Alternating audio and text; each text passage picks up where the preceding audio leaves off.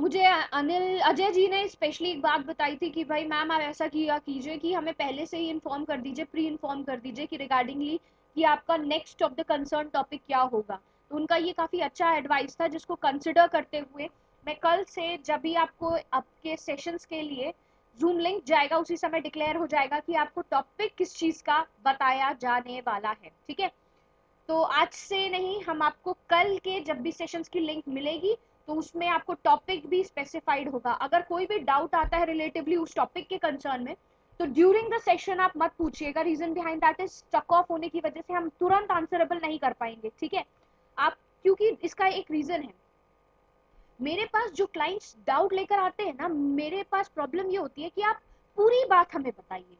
ठीक है, if they are asking कि भाई कुछ ऐसी सिचुएशन है मैम क्या किया जा सकता है, तो आप सभी को पता होगा कि कोई भी रेलेवेंट डेटा, कोई भी रेलेवेंट क्वेरी एक ही प्रॉपर डेटाबेस पे कंसर्न पे है। भाई उसके लिए हो सकता है जरूरी हो मुझे आपका बिजनेस पता होना, हो सकता है वो जरूरी हो कि मेरा स्पेसिफाइड टर्नओवर क्या है, आप कब से बिजनेस कर रहे हैं, बहुत सारी एडिशनल रिक्वायरमेंट होती है उस डिटेल की। तो एट एन इंस्टेंट हम आपको वही चीज बता सकते हैं जो कॉमन है, जो सबके लिए सेम प्रोस्पेक्टिव है। If you feel like convenient क्या मैं सच बोल रही हूँ, सही बोल रही हूँ, तो answer me in the form of yes और no into the chat box.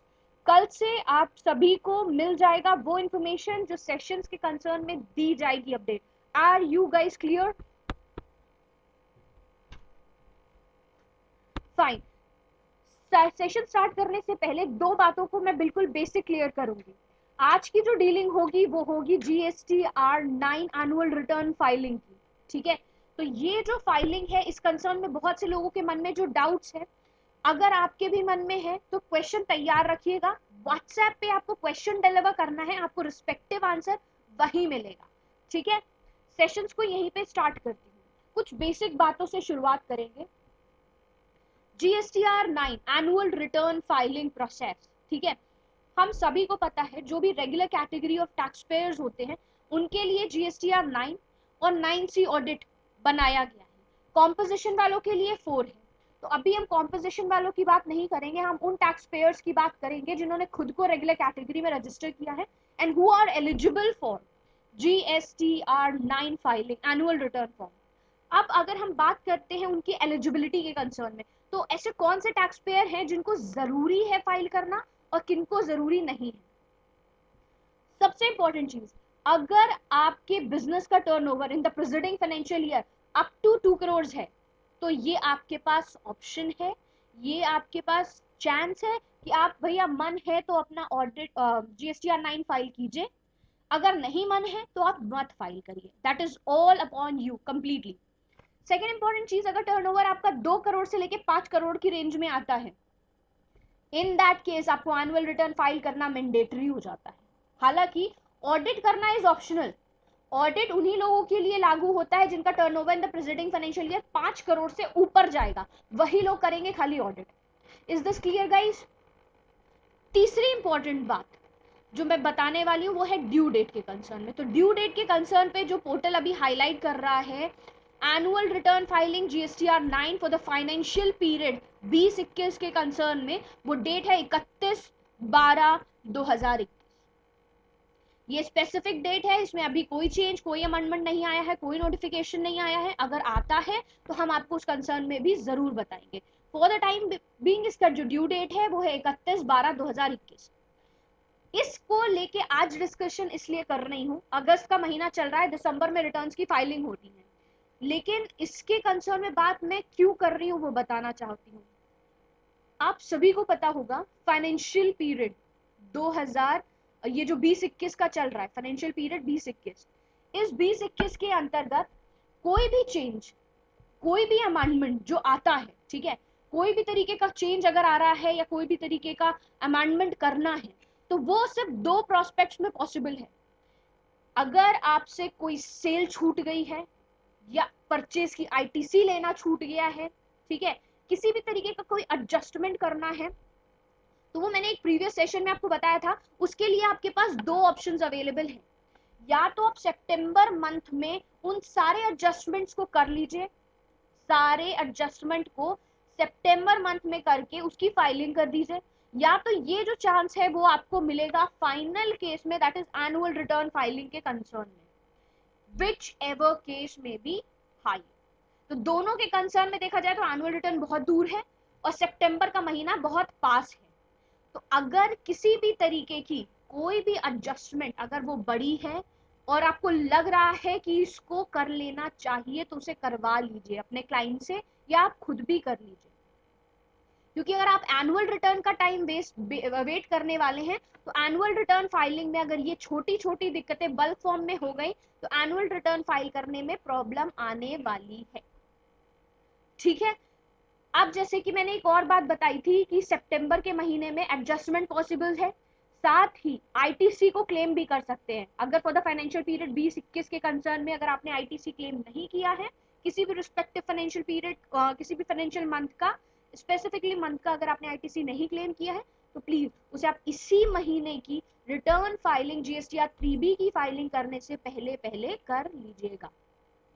एक और इंपॉर्टेंट बात, जिन लोगों ने, जिन टैक्स पेयर्स ने फॉर द फाइनेंशियल पीरियड 2019-20 ऐसे रिटर्न्स की फाइलिंग अभी तक नहीं करी है या किसी भी रीजन की वजह से वो पेंडिंग सॉर्ट ऑफ शो कर रहा है, तो I have a humble request to all those tax payers, अभी भी आप रिटर्न्स की फाइलिंग कर सकते हैं। हालांकि जो उनकी जो लास्ट डेट थी, जो उनकी फाइनल डेट थी वो 31 मार्च 2021 थी, ठीक है, लेकिन अभी भी पोर्टल पे लेट फीस कहीं कहीं नहीं लग रही है। तो बिना लेट फीस के अगर आपने अभी तक फाइलिंग नहीं करी है फॉर द फाइनेंशियल पीरियड 19-20 की बात बता रही हूँ, तो आप उसे फाइल कर सकते हैं, करके हटा दीजिए। इधर अब मैं आपको लेके चलने वाली हूँ बेसिकली जीएसटीआर 9 के कंसर्न में। 9 के रिटर्न की फाइलिंग कैसे होती है, किस तरीके से होती है, एक प्रोसेस, एक शॉर्ट फॉर्म में मैं आपको उसकी डिटेल दे सकती हूँ कि किस फेज में क्या क्या डिटेल्स को जाना चाहिए, क्या क्या चीजों को नहीं जाना चाहिए, किन किन बातों का ध्यान रखना है। ये सारी जो छोटी छोटी माइन्यूट सी चीजें हैं वो मैं इस रिटर्न फाइलिंग प्रोसेस में आपको बता रही हूँ। So I'm hereby logging my client portal.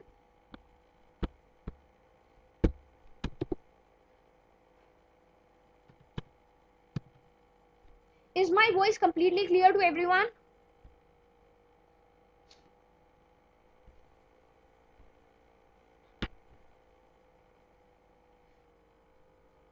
जिन लोगों ने अपने ऑडिट की फाइलिंग करनी है, जीएसटीआर 9C की फाइलिंग करनी है, उसका वर्जन 2.0 अवेलेबल हो गया ऑन टू जीएसटी पोर्टल। उस यूटिलिटी को डाउनलोड करके उसका यूज करके ही आप अपने ऑडिट की फाइलिंग करें, क्योंकि वो सेल्फ असिस्ड होगी।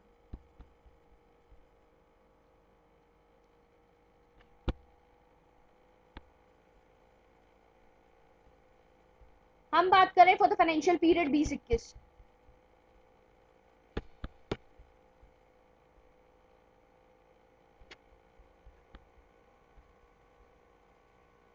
Do you want to file the nil returns? Nil return तभी आता है भैया, तभी हम उसको यस करते हैं जब हमें पता है कि हमारे पूरे साल भर में हमने ना कोई आउटवर्ड सप्लाई करी है, ना ही कोई इनवर्ड सप्लाई हुई है, ना ही कोई लाइबिलिटी हमें क्लेम करनी है, ना ही किसी तरीके का रिफंड अवेलेबल है, ठीक है, किसी भी तरीके की कोई डिमांड नहीं है। जब हमारे पास हर एक सिचुएशन निल फॉर्मेट में होती है, निल फॉर्म में होती है, तभी हम भैया निल की रिटर्न फाइल करते हैं। वरना अगर हमने यस भी कर दिया, अगर यस कर दिया तो हमें डिस्क्लेमर पे विजुअलाइज हो जाएगा, हाईलाइट हो जाएगा कि भैया you are not eligible for filing nil returns या you are eligible for filing return. अगर भैया कुछ नहीं होगा तो वहां पे कुछ नहीं शो करेगा, ठीक है। वेल इस केस में हम निल रिटर्न फाइल नहीं कर सकते क्योंकि इस फाइनेंशियल पीरियड 2021 के कंसर्न में हमारी आउटवर्ड सप्लाई रही है, ठीक है, इसे हम प्रोसीड कर रहे हैं।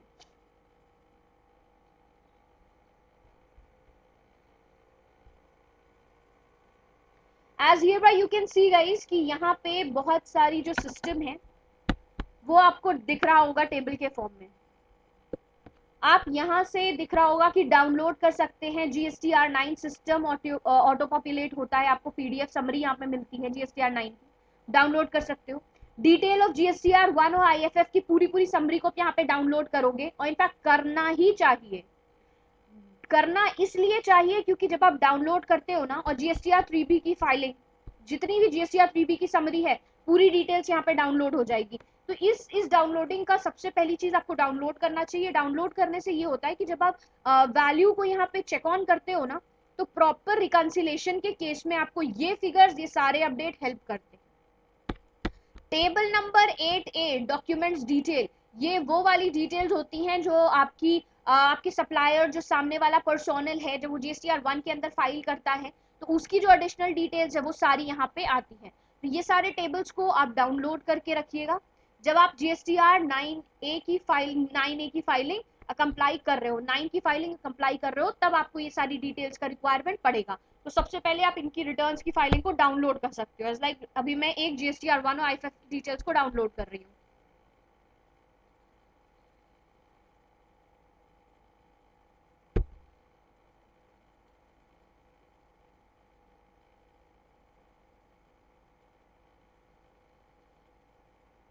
See, I just clicked over the GSTR 1 and IFF की entire details को हमने यहाँ पे डाउनलोड कर दिया है।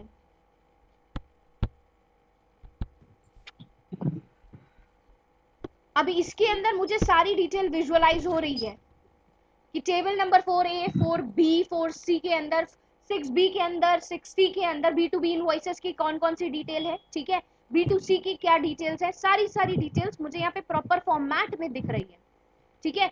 B2C अदर्स के केस में कैसी कैसी डिटेल्स है सारी विजुअलाइज हो रही है। इससे क्या होगा, रिकंसिलेशन करने में हमारे लिए इजी हो जाएगा।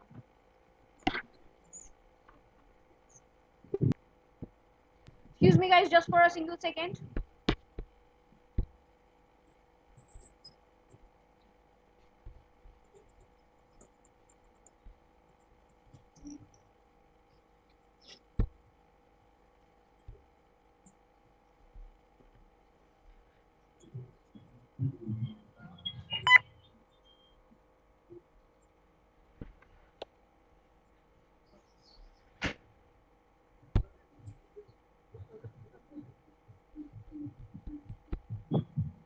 तो सबसे पहला काम जो आपको समझ में आ रहा है कि आपको यहाँ पे करना है अपने डेटा को डाउनलोड, ठीक है।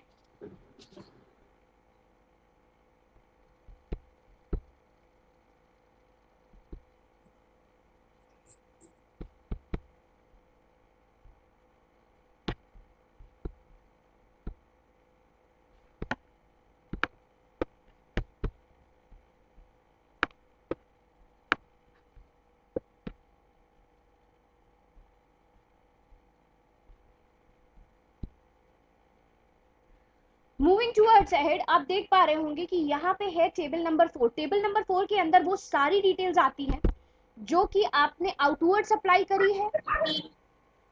Please silent your mics everyone, kindly mute everyone.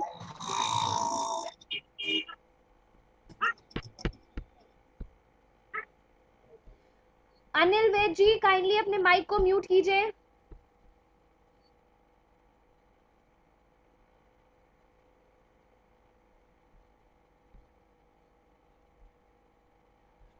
Details आपने जितनी भी इनवर्ड सप्लाईज है, आपकी आउटवर्ड सप्लाईज है, उसकी पूरी फाइनेंशियल पीरियड में आपने जो जो भी सप्लाई करी है उन सारी डिटेल्स को यहाँ पे टेबल नंबर 4 में चढ़ाया जाता है। एक दूसरी इंपॉर्टेंट चीज, हालांकि ये जो डेटा होता है ये ऑटो पॉपुलेट होके आता है, ठीक है, maximum of the data gets auto populated, और इसको आपको चेक करके ही डालना चाहिए कि सप्लाई भैया देखिए मेड करी है किसी अनरजिस्टर्ड पर्सनल को B2C की, तो उसकी टैक्सेबल वैल्यू क्या है पूरे फाइनेंशियल पीरियड की, वो आपको यहाँ पे मेंशन करनी है।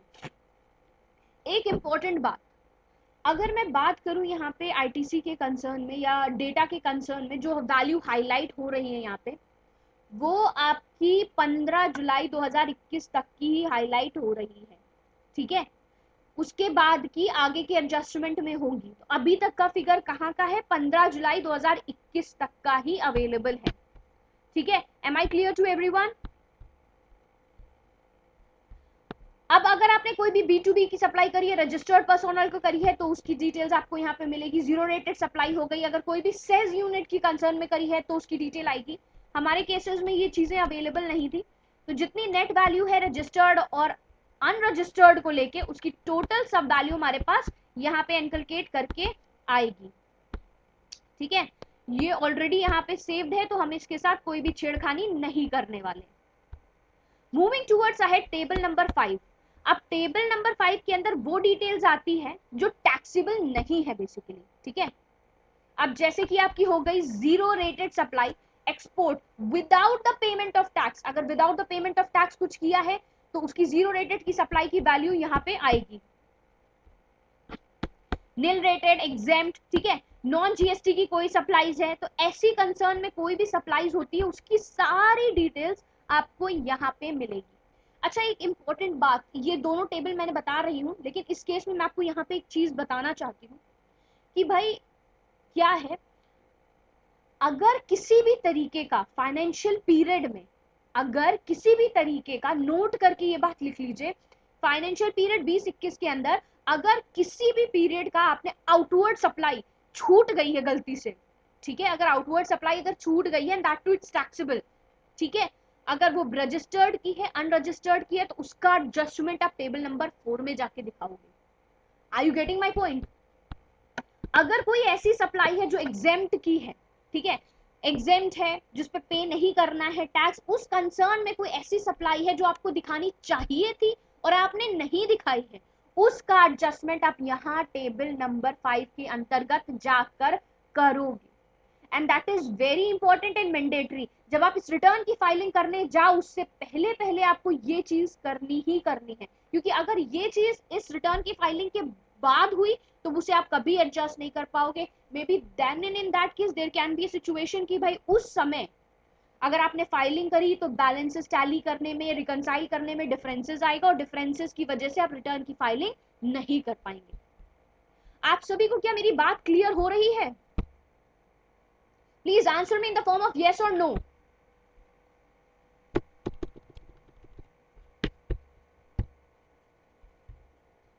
Moving towards ahead, तीसरी इंपॉर्टेंट बात, details of the ITC available, ठीक है, आईटीसी अवेलेबल, जो पूरे फाइनेंशियल पीरियड में जितनी भी आईटीसी आपने क्लेम करी है उसकी पूरी पूरी डिटेल्स यहाँ पे शो करती है, ठीक है, अभी तक आपने जितनी भी आईटीसी ली है वो सारी वैल्यू यहाँ पे आएगी। Total amount of input tax credit available through the form of GSTR 3B, ठीक है, ये वो वैल्यू है जो अभी तक आपने आईटीसी लिया है। अच्छा, एक इंपॉर्टेंट बात इसके अंदर आती है कुछ चीजें, अब जैसे कि क्या है, इनपुट आपका हो गया, एक सप्लाई, अगर आपने आईटीसी लिया है तो इनपुट के फॉर्म में कितना लिया है, कैपिटल गुड्स के फॉर्म में कितना लिया है और इनपुट सप्लाई के फॉर्म में कितना लिया है, ये तीनों बातों को डिस्क्राइब करना इंपॉर्टेंट है। अच्छा, यहाँ पे गवर्नमेंट ने एक इंपॉर्टेंट बेनिफिशियरी आपको दी है, एक ऑप्शन दिया है कि भाई देखिए, कैपिटल गुड्स के कंसर्न में अगर आपने आईटीसी लिया है तो वहां पे स्पेसिफिकली आपको अलग से यहाँ मेंशन करना पड़ेगा कि भैया कैपिटल गुड्स की सप्लाई हुई है, उस पे मुझे आईटीसी मिला है, तो कैपिटल गुड्स के कंसर्न में अलग से आपको दिखाना पड़ेगा। बट देयर बाय अगर आप इनपुट और इनपुट सर्विसेज की बात करें तो इन दोनों का आप अगर इनपुट आईटीसी ले रहे हो तो दोनों को साथ से भी लेके एक ही जगह दिखा सकते हो, ये आपके पास ऑप्शन अवेलेबल होता है, ठीक है। ये तो जो बात मैंने बताई थी ये अभी एक रजिस्टर्ड के लिए है, यहाँ पे है inward supply received from an unregistered person liable to reverse charge, उस कंसर्न में भी ये बात यहाँ पे क्लियर करी गई है कि इनपुट गुड्स, इनपुट पे आईटीसी ले रहे हो, कैपिटल गुड्स पे आईटीसी ले रहे हो या इनपुट सर्विसेज पे आईटीसी ले रहे हो, ये आप पे डिपेंड करता है, ठीक है। तो अगर कैपिटल गुड्स पे आईटीसी कलेक्ट किया है तो वहां पे अलग से आपको दिखाना पड़ेगा कि भैया हमने कैपिटल गुड्स पे आईटीसी ये फिगर लिया है, और अगर इनपुट है, इनपुट सर्विसेज है, तो दोनों का सब सम भी लिखा जा सकता है, या अगर आप खुद से चाहो तो तीनों की वैल्यू अलग करके भी दिखा सकते हो। सेम सिचुएशन आपकी इंपोर्ट ऑफ गुड्स के कंसर्न में होगी, including the supply from sales rest. अगर ऐसी सारी डिटेल्स अवेलेबल है ना आपके पास, अगर ये सारी डिटेल्स अवेलेबल है तो यहाँ पे कैरी फॉरवर्ड करेंगे। अब डिफरेंस का जो अमाउंट है, डिफरेंस आपको चेक करना है, कितना आईटीसी पेबल था, कितना लिया है, ये सब कैलकुलेट होके यहाँ पे आ रहा है डिफरेंस अमाउंट, ठीक है। तो ये थी पूरी स्टोरी अबाउट द आईटीसी। जो भी डेटा जैसा भी दिया गया है, अगर ट्रान 1 के कंसर्न में है तो वो भी आपको दिखाना है, ठीक है। अगर क्रेडिट आपने ट्रान 2 के कंसर्न में लिया है तो भी आपको अलग से ही दिखाना पड़ेगा, एक एक स्टेप यहाँ पे, जैसे कहते हैं ना, हर एक चीज आपने फाइनेंशियल पीरियड में जो करी उसको खोल के आपको यहाँ पे इलेबोरेटिव फॉर्म में दिखाना पड़ेगा। इसका बाइफिकेशन किस किस तरीके से है वो मैं शॉर्ट में आपको बताती चली जा रही हूँ। ये सेशन स्पेशली मैं इसलिए ले रही हूँ क्योंकि ये जो कंसर्न ऑफ क्वेरीज आ रही है ना वो बहुत बल्क में आ रही है इस समय जीएसटीआर 9 और 9C के कंसर्न में, ठीक है। अगर जैसे अब हम बात करें टेबल नंबर 7 की, जहां पे डिटेल्स आती हैं आपकी आईटीसी का कोई रिवर्सल है, ठीक है, या इनएलिजिबल आईटीसी कोई ली है, कोई भी आईटीसी का आपको रिवर्सल करना था, या आईटीसी इनएलिजिबल आईटीसी आपने क्लेम कर ली है, जो नहीं लेनी चाहिए थी वो ले ली है, एज पर द रूल 37 हो गया, ठीक, रूल 39 हो गया, रूल 42 हो गया, इन कंसर्न में, तो उन सभी के एडजस्टमेंट्स आपको यहाँ पे दिखाने पड़ेंगे कि भैया इतने का हमने नहीं लेना चाहिए था, इतने का हमें रिवर्सल करना पड़ रहा है। तो हमारे केस में तो ये चीजें हैं नहीं, इसलिए हम इसे कैरी फॉरवर्ड नहीं करने वाले।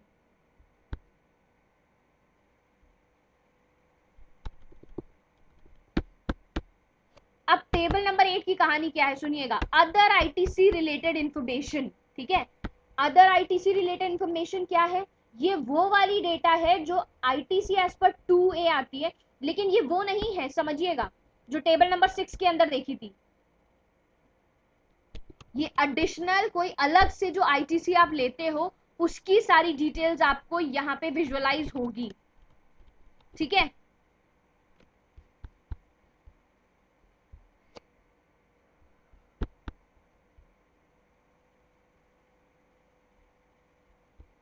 Moving towards ahead, details of the tax paid as declared return during the financial period। अब यहाँ पे देखिएगा क्या है, दो कॉलम्स आपके पास आ रहा है, दो कॉलम आ रहा है, पहला एक कॉलम है जिसमें बात हो रही है टैक्स पेबल, और दूसरी आ रही है पेड थ्रू कैश। पहली चीज टैक्स पे कितना करना चाहिए था और हमने पे कितना किया है, इसकी पूरी पूरी डिटेल्स यहाँ पे मेंशन है। देखिए आप जैसे कि देख पा रहे होंगे, सेंट्रल के कंसर्न में 72,352 की वैल्यू दी हुई है, स्टेट के कंसर्न में 72,352 की वैल्यू दी है, ये है हमारी टैक्स पेबल वैल्यू, ठीक है, और पेड कितनी करी है आईटीसी की, ये उसकी डिफरेंशियल वैल्यूज है, ठीक है। नाउ व्हाट, इसका प्रॉपर एडजस्टमेंट किया जाता है, प्रॉपर एडजस्टमेंट किया जाता है। आप सभी को पता है जो इंटीग्रेटेड टैक्सेस हैं और सेंट्रल के जो टैक्सेस हैं उसको हम एडजस्ट कर सकते हैं क्योंकि वो सेंटर का पार्ट है, ठीक है, state is the different part, तो उनका एडजस्टमेंट अकॉर्डिंगली होता है। इसकी एक प्रॉपर शीट बनती है और शीट पे हम इसका डिफरेंशिएशन करते हैं कि भैया कितना पेबल होना चाहिए था और कितना पे किया है, क्या इस कंसर्न में हमने कोई एक्सेस आईटीसी तो नहीं क्लेम कर रही है, अगर एक्सेस आईटीसी हमने क्लेम कर ली है तो हमको उसका रिवर्सल करना पड़ेगा, ठीक है। और ये जो रिवर्सल का एडजस्टमेंट है वो या तो आप जीएसटीआर 3B के थ्रू करिए, जो सितंबर फॉर्म में अभी आप फाइलिंग करने जा रहे हैं उसके थ्रू करिए, या डीआरसी 03 को इश्यू करते हुए उसका एडजस्टमेंट कीजिए अगर आपने कोई एक्सेस आईटीसी क्लेम कर ली है, ठीक है। Am I clear to everyone guys, आपको समझ में आ रहा है what I am trying to explain you.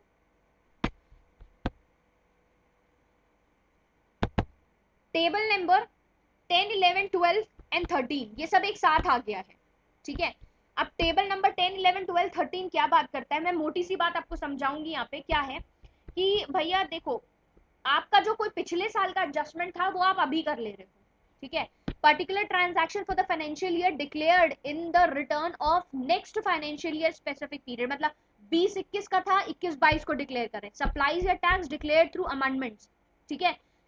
तो अगर कोई डेबिट नोट के कंसर्न में है तो उसकी डिटेल्स यहाँ आएगी, ठीक, अगर वो नेट क्रेडिट नोट के कंसर्न में तो उसकी डिटेल यहाँ आएगी, मतलब अगर प्रीवियस ईयर का ट्रांजैक्शन आगे के साल में के लिए किया गया है तब यहाँ पे आप उसके एडजस्टमेंट करोगे, ये स्पेसिफिक कॉलम्स है।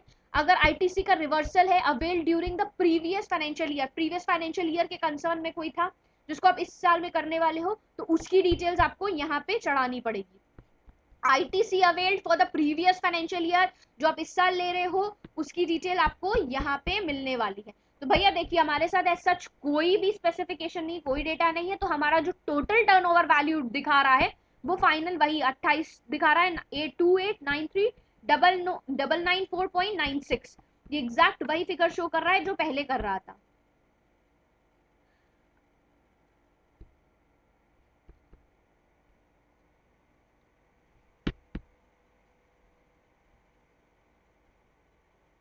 यहाँ पे आती है आपकी डिफरेंशियल वैल्यूज, ठीक है, जब आप टेबल नंबर 10 और 11 के कोई एडजस्टमेंट करते हो तो उनकी जो डिफरेंशियल वैल्यूज हैं वो यहाँ पे हाईलाइट होती हैं। मैं यहाँ पे इसलिए आपको नहीं दिखा पा रही हूँ, रीजन बिहाइंड दैट इज हमारे साथ ऐसा कोई भी केस, कोई भी इशू एडजस्टेड नहीं है, कुछ एडिशनल बातों से आपको रूबरू करना चाहती हूँ।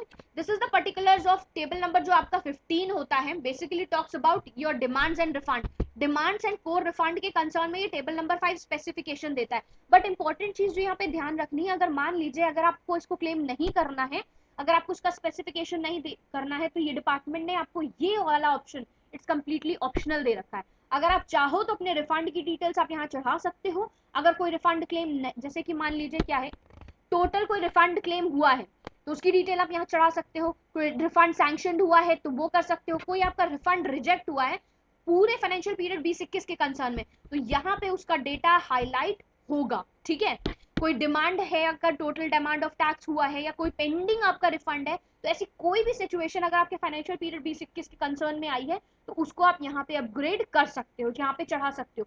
बट मोस्ट इंपॉर्टेंटली इस वाले फिगर को डिपार्टमेंट ने, गवर्नमेंट ने ऑप्शनल ही कंसिडर किया है। It's not so call mandatory कि आपको इसको चढ़ाना ही है for filing your annual return of 2021। Moving towards ahead, अब जैसे कि मैंने ये बात बताई है रिफंड के कंसर्न में, इन दैट केस अब ये देखिएगा table number 16, table number 16 talks about the supplies received from composition tax payer. अभी तुम तो एक रेगुलर कैटेगरी वाले टैक्स पेयर हो, बट ऐसी कौन सी सर्विसेज सप्लाईज है जो तुमने कॉम्पोजिशन वाले से एक्सेप्ट करी है, कोई डीम सप्लाई करी है by the job workers and the goods Saint on the approval basis. तो ऐसी कोई भी तरीके की अगर आपने सप्लाई करी है, ठीक है, जैसे कि supply receive from composition category of tax payer या डीम्ड सप्लाई करी है जो कि अंडर 143 सेक्शन के आती है, कोई भी सेंड करा ऐसा गुड्स जो कि अप्रूवल बेसिस पे but not return, goods send on the approval basis but not return, ऐसी किसी भी सिचुएशन से अगर आप डेल्ट कर रहे हो तो उसकी डिटेल भी आपको यहाँ पे देनी है। फॉर द टाइम बीइंग ये भी सिचुएशन, ये भी एक ऑप्शन है जो कि ऑप्शनल रखा गया, ये एक सिस्टम ऑप्शनल ही है।